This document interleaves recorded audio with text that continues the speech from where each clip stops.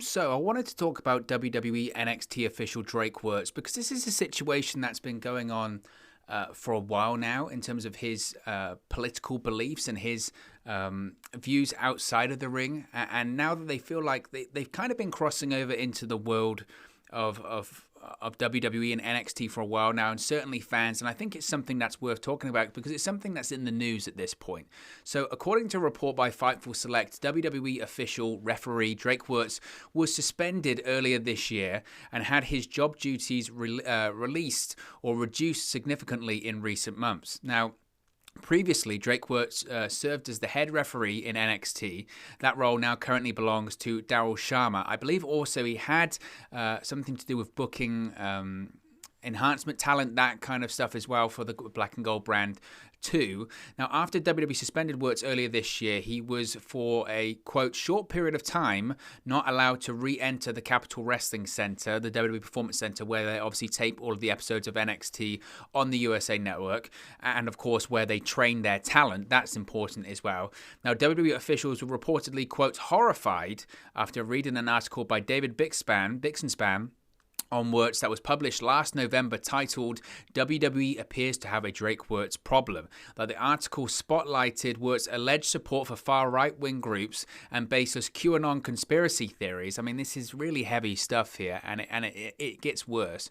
Now, issues with Wuertz were reportedly compounded after he spoke at a county commissioner's meeting on Tuesday, April 25, so just a couple of days ago. This is when I became aware of the story, and I think a lot of people did as well. Now, during the meeting, Wuertz claimed that the COVID-19 mask mandates make it easier for child sex traffickers to target children. Footage of Wuertz appearing at the meeting and his comments regarding the mask mandates are available on social media. I think they've been widely distributed. If you want to find them, just do a quick Google search. We might put a link in the description as well so you can see this. But additionally, Fightful reports noted that after he was allowed to return to the Capitol Wrestling Center, Wuertz appeared to have, quote, subdued many mannerisms that were said to have been causing him, quote, substantial heat with many individuals at the WWE Performance Center. Now, according to sources in NXT that Fightful also spoke to, they are surprised that Wuertz still has a job in WWE. There is also a fear among these sources that Wuertz's radical beliefs may have actually assisted him in not being fired from the company. The report also notes that Wuertz was considered to be a timekeeper for the timekeeper role in NXT, but that spot was later given to Scott Armstrong, who had previously been furloughed by the company. WWE Hall of Famer Brian James, also known as Road Dogg, of course, Scott Armstrong's brother, a member of the Armstrong family, was reportedly instrumental in getting Scott Armstrong back into the WWE fold. A backup timekeeping position, which also potentially involved timing matches for 205 Live, was not offered to Wuertz, though. Now, as I mentioned, there is a county board commissioners meeting. And this is what's interesting about this as well. What I wanted to point out here is all of these reports when it comes to Drake Wuertz and all of these different things that are going on at the moment. I don't think people have the right timeline about this. So if you're not familiar, and we'll get into what he said at this commissioners meeting, because this is only a couple of days ago. So previously, and when the article by David Bixenspan was first penned, that was last November. This was obviously during around the period of time of the election in the United States and all that kind of stuff. And I don't like to get too political on here. It's a pro wrestling channel. It's not about that. But at the time, obviously, the US election was going on, and we know the craziness that surrounded all that kind of stuff at the time. Now, at the time, Drake Wuertz was very vocal, maybe not so much on Twitter, but on far right-wing platforms such as Parler and that kind of stuff. It was becoming known, and as David Bixenspan wrote about, it was becoming well known, and Drake Wuertz wasn't hiding his political beliefs and his, especially the more disturbing side of the conspiracy theories and all that kind of stuff, the QAnon stuff that was really becoming really evident at the time. Now, obviously, as the articles have said and as Fightful have said, because of his behavior then and because of his use of the platforms such as Parler and because of his spreading of these conspiracy theories, he was then suspended by WWE. I think that's important. People are putting together that his actions and his diatribe, for lack of a better term, was the reason he was suspended. That's not the case. This new stuff only came out a couple of days ago. And I think it's incredibly disturbing. And I've got a transcript in front of me, and I don't really want to go really that deep into it because it's out there. You can see the screenshot there to the right on the screen of him in a Zoom call. And honestly, it is disturbing. I mean, he gets visibly upset and emotional during it. I mean, he physically starts to cry. And again, he starts talking this absolute ludicrous nonsense about mask wearing and how that can, help, trafficking of children and all this kind of stuff. It's just, it is madness. It is absolute madness. And to compound this stuff, to compound all of this, and I think this is important to make reference to as well. He's saying all of this. He's wearing an NXT referee shirt or an NXT official shirt. I mean, you can see it there. It's the NXT logos on him. And you could probably say he's probably doing that in the Performance Center as well. He's certainly doing it from work. How in any way is that professional? How is in any way is that a good way to represent the company? I'll answer that. It isn't. It isn't a good way to represent the company. And it certainly isn't professional to do it at work.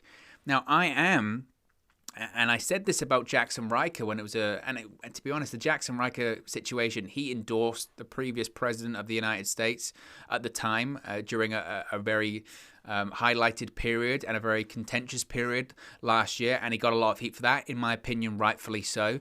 But I did stress at the same time, and I do think it's right to say this, that I don't know if you can necessarily be fired for your political beliefs. I think that's fair. I do think that's fair. I think everyone does have the right to believe what they want to believe in, and I do think it's right that people can express their views regardless of how nonsensical they are and how ridiculous they are. But if that's what they want to do, that's what they want to do. I don't know if you can necessarily be fired for that, but there's a line. There's a line when it comes to all of this. And I think Drake Wuertz, I think he was overstepping the boundaries anyway when you start talking about things that are being proved to be factually not true, when you start talking about conspiracy theories, when you start putting out, misinformation out there, that's when you overstep a line. And if you're a corporate company, if you're a billion-dollar publicly traded company like WWE, it becomes an issue. It becomes an issue, and it was becoming an issue last year, and now seeing this latest video and this latest, again, diatribe by Drake Wuertz, that's a problem. That is a massive problem for WWE. That's a huge problem, and I'm very surprised. I'm very surprised that he's been able to keep his job. I don't know what this will mean because of this latest Zoom call that he's done.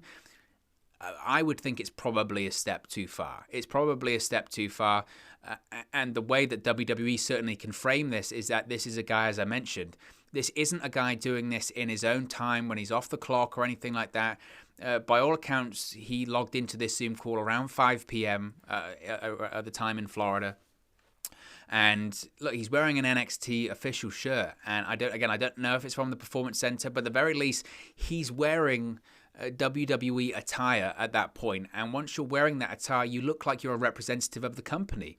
And if you're a representative of the company and you're on a local political forum on a Zoom call and you're saying these baseless conspiracy theories and really serious allegations that aren't true, and you're going against things about the pandemic and all that kind of stuff, then that looks bad for WWE. And I do think that oversteps the boundary of, well, that's just his political beliefs. That's just his personal beliefs. The scary thing is, to be honest, and again, I don't want to be getting into a too political debate about anything like this because Lord knows this is a pro wrestling channel and I'd much rather talk about news in the world of professional wrestling as opposed to Drake Wuertz being an idiot. But it's just, it is so disturbing. It is so disturbing. And the fact that WWE kept him on in the first place, look, and again, I'm not one to advocate anyone to lose their job. I don't want to see anyone lose their job. I really don't. But they just released a load of people from WWE, and a lot of those people really did not deserve to lose their job. We know why they lost their job. They lost their job for financial reasons. They lost their job because WWE wanted to ensure that they trimmed the fat on their wage budget, and then they could tell to their various investors and stockholders at their latest quarterly meeting or whatever it is, they could tell their investors, look, Once again, WWE, we're getting record profits, we're getting record revenues, and look how great we're doing. They don't obviously mention that they let go a load of their talent roster. And at the time where they just have released all of these people, you couldn't find room for Drake Wuertz. It had been perfectly justified, and you're passing him up. The reports are out there. You're passing this guy up for all of these positions. He's losing his job as head referee. He's losing these positions as timekeepers. I think, if I recall correctly, I'm pretty sure, though, did he referee at WrestleMania? He certainly did at NXT TakeOver. I recall him refereeing at NXT TakeOver. I think he certainly on night one refereed the tag team title match. So this isn't a case of this guy's not... He's still on WWE television, and he's still obviously got a job at the Performance Center, whatever that is, even if it's in a reduced capacity. And the idea, this is another thing, and the idea that, well, since he came back after he was suspended, he's definitely calmed down a little bit. He's not being as loud in his beliefs. The guy's zooming in. The guy is on a Zoom call, just ranting and raving about all of these, just, again, nonsensical political conspiracy theories. How is that toning down what he's done? He's wearing an NXT shirt doing it as well. That's not toning anything down. And if he was suspended for it before, and if he was suspended for being vocal on platforms like Parler and that kind of stuff, then what does this mean now? Because if I'm a WWE official, and again, reportedly, these WWE officials were horrified, absolutely horrified, to see what this guy was doing in the past. If I'm a WWE official now, I'm looking at this and I'm saying, look, enough's enough. I understand political point of views, but at the end of the day, this is a publicly traded company. And in the same fashion that if in my job, in my office, I can do what I want at my own time, but once it starts to cross over and once it starts to become a problem for my employer, which is what this is now, it's becoming a problem. It's becoming a major problem for WWE. The original article was Drake Wuertz. WWE has a Drake Wuertz problem. They still do. And again, I mean, I was going to read out the transcript of this call, but I don't really, to be honest, I really don't want to. It talks about being, it talks about evil human trafficking and all this kind of stuff. And it's so baseless. It is so baseless. And also, as well, you have to realize this guy is maybe not in the position that he once was, but he's still in a position of authority in WWE. He's still training people at the Performance Center, whether they're referees or talent, or he's still producing matches. If you're an upcoming talent, or if you've got different, how do you work with that? I understand being professional, but look, politics at the moment it's a real hotbed, and it's a real contentious situation, especially around the world. Politics is, and politics shouldn't cross over with work. But when it comes to Drake Wuertz, it's a continual problem. It is a continual problem, and I'm not one for advocate for people to lose their job. But at the time that people have lost their job, and at the time where WWE has been releasing people and all that kind of stuff, I look at this and I just say, how on earth has this guy got a job? And as the previous report mentioned, maybe it's because some people in WWE actually believe what he's saying. And that's a concern as well. It's a problem. It's a real problem. And I see this, and I watched the footage of Drake Wuertz going on and on at this Zoom call and crying and getting emotional. And the guy did not look stable. I mean, he really didn't. And if I'm WWE, I look at that now and say that this is a problem. This is a massive problem. And I think WWE probably would be well within their rights. I mean, this is the same company as well. Not only did they release a load of talent recently, but also they released someone in Steve Cutler, who they released because he got COVID.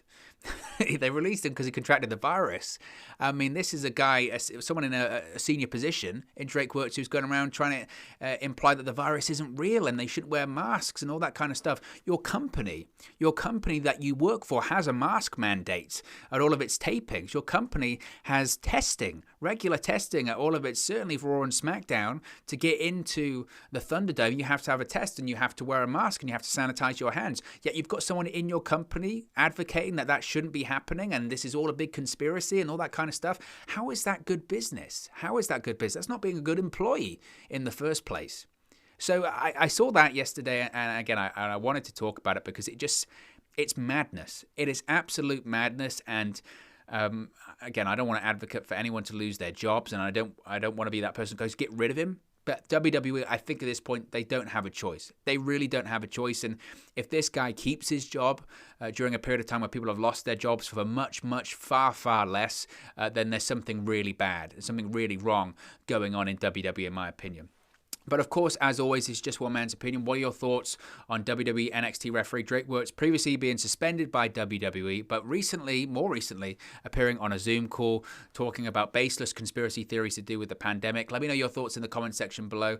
I'll do my best to respond and reply to all of your comments. Really enjoy interacting with you guys, talking about WWE, AEW, Impact Wrestling, New Japan Pro Wrestling, all things pro wrestling here on the channel. So be sure to get involved in the community. Drop a comment below. All opinions are welcome. If you have enjoyed this video, please do smash a like on the like button too. Really does help us out here on YouTube, go up the rankings and get into people's recommendation feeds if they haven't seen our videos previously. But most importantly, if you haven't already, please do subscribe to Wrestle News 365. You can do that by clicking the bottom right hand corner of the screen right now, or if you wait a few seconds, there'll be a subscribe button at the end of this video, along with another video for you to watch. Thank you very much for watching, listening, streaming, or have you come across this video today, and I'll speak for you again very, very soon.